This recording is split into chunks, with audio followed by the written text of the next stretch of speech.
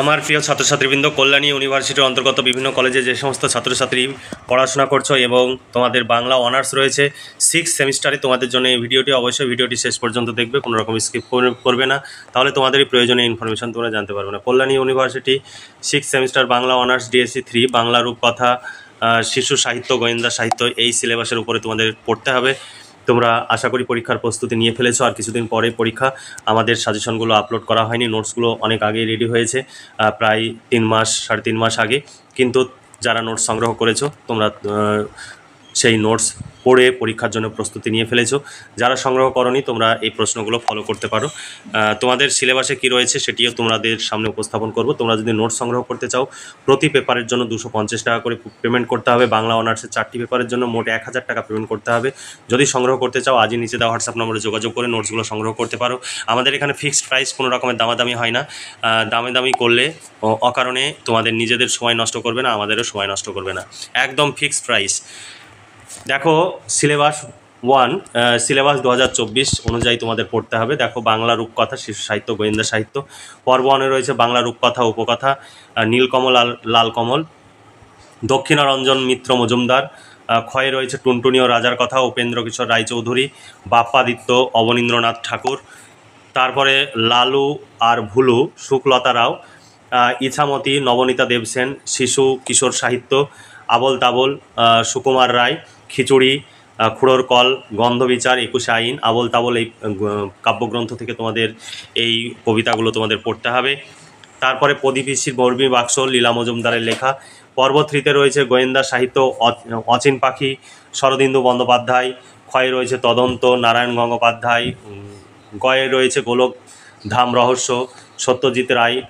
ঘয়ে রয়েছে গোয়েন্দা বরদাচরণ, শীর্ষেন্দু মুখোপাধ্যায়। আর ঙতে রয়েছে রহস্যভেদ, আশালতা সিংহ। দেখো, সাজেশন 2025 তোমাদের সামনে নীলকমল ও লালকমল থেকে তোমাদের প্রথম সাজেশনের প্রশ্নগুলো তুলে ধরবো। তোমরা যদি এই সাজেশন অনুযায়ী প্রশ্নোত্তর PDF কপি সংগ্রহ করতে চাও, 250 টাকা পেমেন্ট করতে হবে। শর্ট প্রশ্ন, বড় প্রশ্ন কমপ্লিট উত্তর সহ পেয়ে যাবে। 1টি পেপারের জন্য, 4টি পেপারের জন্য মোট 1000 টাকা পেমেন্ট করতে হবে, কারণ বাংলা অনার্সের 6 সেমিস্টারে 4টি অনার্সের পেপার রয়েছে। তোমরা সংগ্রহ করতে চাইলে আজই নিচে দেওয়া হোয়াটসঅ্যাপ নম্বরে যোগাযোগ করে নোটসগুলো সংগ্রহ করো, ভীষণভাবে উপকৃত হবে। দেখো, 1 নম্বর প্রশ্ন, আমরা খোক্ষস মারিতে আসিয়াছি, আমরা কারা? তাদের খোক্ষস বধের কাহিনীটি আলোচনা করো বা খোক্ষস বধের ঘটনাটি সংক্ষেপে লেখো। এখানে আরও অথবা দেওয়া রয়েছে। বুকে খিল পিঠে খিল, রাক্ষসের মাথার তেল না হইলে তা আমাদের রাজার ব্যারাম সারে না। এখানে রাজার ব্যারাম সারানোর জন্য কারা কীভাবে রাক্ষসের মাথার তেল এনেছিল লেখো। তারপর নীলকমল আর লালকমল গল্পের কখনো ভয়, কখনো রোমাঞ্চ, আবার কখনো কৌতুকময়তার সংমিশ্রণে জমে উঠেছে গল্পের প্রকৃত রসলোকে সমৃদ্ধ করেছে, আলোচনা করো। এখানে আরও অথবা রয়েছে। এরপরে প্রশ্ন, টুনটুনি ও রাজার কথা, টুনটুনি ও রাজার কথা গল্পের বিষয়বস্তু আলোচনা করো। তারপর টুনটুনি ও রাজার কথা গল্পের নামকরণের সার্থকতা বিচার করো।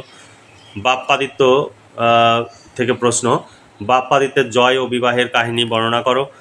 তারপর নাগাদিত্যের মৃত্যুর পর রাজমহিষী কী রূপে বাপ্পাদিত্যকে রক্ষা করলেন তা লেখো। সেই দিন তাদের ধৈর্যের বাঁধ ভেঙে পড়ল। সেই দিন বলতে কোন দিনের কথা বলা হয়েছে? তাদের ধৈর্যের বাঁধ, কাদের ধৈর্যের বাঁধের কথা বলা হয়েছে? তাদের ধৈর্যের বাঁধ ভেঙে পড়লো কেন বা ভেঙে পড়ার কারণ লেখো। বাপ্পাদিত্য গল্পে অবনীন্দ্রনাথ ঠাকুর লিখেছেন দুইজনে চিরদিন দুজনের সন্ধানে ফিরেছিলেন, কিন্তু এই লোকে মিলন হয়নি। প্রসঙ্গ কাহিনীটি বিবৃত করো। এখানে আরও অথবা প্রশ্ন রয়েছে। এখানে একাধিক প্রশ্ন রয়েছে, যে প্রশ্নগুলো 5 মার্ক হিসাবে আসার জন্য গুরুত্বপূর্ণ, তোমরা দেখে রাখতে পারো, সমস্ত প্রশ্ন পড়া সম্ভব নয়। তারপরে বিদ্রোহী সর্দারদের মাথা হেঁট হলো। বিদ্রোহী সর্দার বলতে কাদের বলা হয়েছে? তাদের বিস্ময়ের সীমা না থাকার কারণ কি? তাদের মাথা হেঁট হওয়ার কারণ লেখো। তারপরে সেই যুদ্ধই তার শেষ যুদ্ধ, কোন যুদ্ধের কথা বলা হয়েছে? কার শেষ যুদ্ধ? সেই যুদ্ধকে তাদের শেষ যুদ্ধ বলা হয়েছে কেন? এখানে আরও প্রশ্ন রয়েছে। তারপরে লালু ভুলু থেকে প্রশ্ন, লালু ভুলু গল্পের সার সংক্ষেপ বা সংক্ষিপ্ত সার আলোচনা করো। লালু ভুলু গল্প, লালু ভুলু চরিত্র আলোচনা করো। রূপকথা কাকে বলে? রূপকথার বৈশিষ্ট্যের নিরিখে লালু ভুলু গল্পের সার্থকতা বিচার করো। রাজকন্যা চরিত্রটির সার্থকতা বিচার করো। লালু ভুলু গল্প অবলম্বনে শিকারী চরিত্রটি বিশ্লেষণ করো। এই সমস্ত প্রশ্নের উত্তর পেয়ে যাবে। 250 টাকা পেমেন্ট করতে হবে 1টি পেপারের জন্য। 4টি পেপার সংগ্রহ করলে মোট 1000 টাকা পেমেন্ট করতে হবে। একদম ফিক্সড প্রাইস, কোনো রকমের দামাদামি হয় না। যদি নোটস সংগ্রহ করতে চাও তাহলে যোগাযোগ করে নোটসগুলো সংগ্রহ করতে পারো। ইছামতি গল্প থেকে তোমাদের প্রশ্ন, ইছামতি গল্পের রানী চরিত্রটি আলোচনা করো। 2 নম্বর, ইছামতি গল্পের নামকরণের সার্থকতা বা রূপকথা গল্প হিসাবে সার্থকতা বিচার করো। তারপরে ইছামতি গল্পের নামকরণের সার্থকতা বিচার করো। তারপর পর্ব 2 থেকে তোমাদের প্রশ্ন, খিচুড়ি কবিতার অভিনবত্ব আলোচনা করো বা হাঁস ছিল সজারু, ব্যাকরণ মানি না, বক্তব্যটির সারমর্ম আলোচনা করো। এখানে আরও অথবা প্রশ্ন রয়েছে। তারপরে দেখো, খুড়োর কল কবিতায় নির্জীব বাক সর্বস্ব মানুষের কষাঘাত করেছেন, আলোচনা করো। অতুল কীর্তি রাখলো ভাবে চণ্ডীদাসের খুড়ো কীভাবে নিজের কীর্তি পৃথিবীতে রাখলেন, এখানে অথবা রয়েছে। সুকুমার রায়ের 21-এর আইন কবিতাটির প্রেক্ষাপট, যে প্রেক্ষাপট রচনা করেছিলেন সেই প্রেক্ষাপটটি সংক্ষেপে আলোচনা করো। অথবা বিচার ব্যবস্থার প্রতি বিদ্রোহ কিভাবে আপাত হাস্যের মধ্য দিয়ে ব্যক্ত হয়েছে, 21 আইন কবিতা অবলম্বনে আলোচনা করো। গন্ধবিচার কবিতার বিষয়বস্তু উল্লেখ করে সত্যই গন্ধ বিচার হয়েছিল কিনা তার পরিচয় দাও। এখানে আরও অথবা প্রশ্ন রয়েছে। ভাবলে মনে ভয় কেন, আর একদিন তো মরবই, কার ভাবনা, বক্তার মরণের ভাবনার ফলাফল ব্যক্ত করো। তারপর প্রদীপিসির বর্মী বাক্স থেকে তোমাদের প্রশ্ন, অবশ্যই তোমরা যদি চাও আমি সন্ন্যাসী হই, কার উক্তি, কোন প্রসঙ্গে উক্তি, শেষ পর্যন্ত বক্তার কি পরিণতি হয়েছিল। তারপরে আমি নিঃশ্বাস বন্ধ করে বললাম তাতে কি ছিল, এখানে আমি কে কাকে কথা বলেছে, কোন প্রসঙ্গে কথাগুলো বলেছে। প্রদীপিসির বর্মবাক্স শেষ পর্যন্ত কীভাবে উদ্ধার পেয়েছিল, সংক্ষেপে আলোচনা করো। তারপরে প্রশ্ন, লীলা মজুমদার কেবলমাত্র শিশুদের মন জয় করেননি, তার লেখনীর গুণে আপামর পাঠকের মনের জায়গা করে নিয়েছেন, তা প্রদীপিসির বর্মী বাক্স অবলম্বনে আলোচনা করো। বা প্রদীপিসির বর্মী বাক্স অবলম্বনে হাস্যরস কতটা চমকপ্রদ হয়ে উঠেছে তা আলোচনা করো। তারপরে গোয়েন্দা সাহিত্য থেকে তোমাদের প্রশ্ন, অচিন পাখি গল্প থেকে প্রশ্ন, অচিন পাখি গল্পের নামকরণের সার্থকতা বিচার করো। অচিন পাখি গল্পে ব্যোমকেশের যে বুদ্ধিমত্তার পরিচয় পাওয়া যায় তা লিপিবদ্ধ করো। তারপরে অচিন পাখি গল্পের অবলম্বনে নীলমণি চরিত্রটির বিচার করো। এই শহরটার সাথে আমার একটা নারীর যোগ আছে, তাৎপর্য বিশ্লেষণ করো। সুরেশ্বর তার স্ত্রীকে খুন করেছিল কেন, এর ফলে সুরেশ্বরের কী পরিণতি হয়েছিল।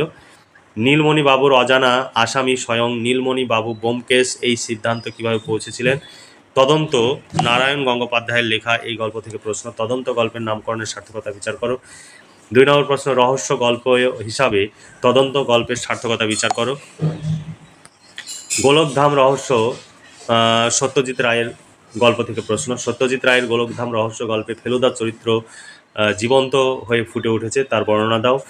সত্যজিৎ রায়ের গোলকধাম রহস্য অবলম্বনে সুবীর দত্ত চরিত্রটি বিশ্লেষণ করো। তারপর নির্জন নিস্তব্ধ পাড়াটাকে কাঁপিয়ে যেন আমাদের বাড়ির সামনে এসে থামলো, কি থামার কথা বলা হয়েছে, আলোচনা করো। তারপর গোলকধাম রহস্য গল্পের বিষয়বস্তু আলোচনা করো। গোলকধাম রহস্যের নামকরণের সার্থকতা বিচার করো।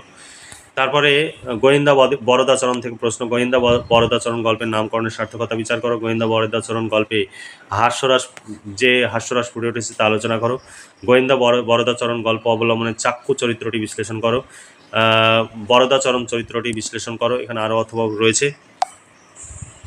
সমস্ত রহস্যটাই তার কাছে জল হয়ে গেছে, রহস্যটা কি আলোচনা করো। একটা দীর্ঘশ্বাস ফেললেন গোয়েন্দা বরদাচরণ, এই দীর্ঘশ্বাস ফেলার কারণ কি। তারপরে রহস্যভেদ থেকে প্রশ্ন, রহস্যভেদ গল্পের নামকরণের সার্থকতা বিচার করো। বিনোদ বিহারীর রহস্য সমাধানের পদ্ধতি, রহস্যভেদ গল্পের মূল চাবিকাঠি, তার সংক্ষেপে আলোচনা করো। শৈলেন কিভাবে তার দুষ্কৃতির প্রমাণ লোপাট করার কাজে লেগে যায়, শৈলেন চৌধুরী সম্বন্ধে কি জানো। তারপরে বিমান বাবুর অ্যাডভেঞ্চারাস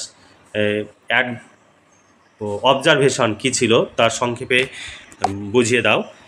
এরপরে 2024 সালে কি প্রশ্ন পড়েছিল সেই প্রশ্নটিও তুলে দেওয়া আছে। তোমাদের যদি নোটস সংগ্রহ করতে চাও প্রতি পেপারের জন্য 250 টাকা করে পেমেন্ট করতে হবে, 4টি অনার্স পেপারের জন্য 1000 টাকা পেমেন্ট করতে হবে। যদি সংগ্রহ করতে চাও নিচে দেওয়া হোয়াটসঅ্যাপ নম্বরে যোগাযোগ করে সংগ্রহ করতে পারো।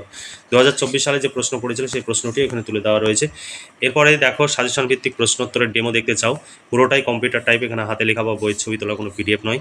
তোমরা নোটস সংগ্রহ করতে চাইলে এখনও সময় রয়েছে, তোমরা নোটস সংগ্রহ করে ঘরে বসে পড়াশোনা করো, তোমরা ভীষণভাবে উপকৃত হবে। আমরা অনেক সময়তেই ব্যস্ততার কারণে সাজেশন আপলোড দিতে পারি না। যারা আমাদের কাছে নোট সংগ্রহ করে তারা নোট সংগ্রহ করে পরীক্ষার প্রস্তুতি নিয়ে ফেলেছে। তোমরা চাইলে এখনও সময় রয়েছে, নোট সংগ্রহ করে তোমরা পড়াশোনা করতে পারো। তাহলে আজকে এই পর্যন্তই। তোমরা ভালো থেকে সুস্থ থেকো এবং খুব ভালোভাবে পড়াশোনা করে পরীক্ষার প্রস্তুতি নাও। এই শুভকামনা জানিয়ে আজকের ভিডিওটি এখানে সমাপ্তি ঘোষণা করছি।